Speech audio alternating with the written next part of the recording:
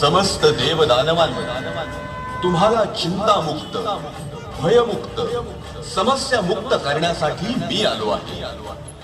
ब्रह्मांड वाचलं पाहिजे, सृष्टीचं चक्र अविरत फिरत राहिलं पाहिजे. त्रैलोक्याचा विनाश घडवणारं हलाहल त्याच्या महाविध्वंसक परिणामांसह नष्ट झालं पाहिजे. म्हणूनच त्रिभुवन कल्याणासाठी मी ते प्राशन करतो. अतुल, अभेद्य, अमोघ शिवरूप धारण केलं, दिव्य हस्तांजोन टाकलं. त्याचा घातक प्रभाव मात्र दिसला. शिवांच्या अंगाचा प्रचंड दाह झाला. रोमारोमात आग भडकली, मस्तकात जळू बडवानं पेटला. गळ्यात अडकलेल्या हलाहलामुळे असह्य असह्य आग होऊ लागली. अवघा कंठ निळा झाला.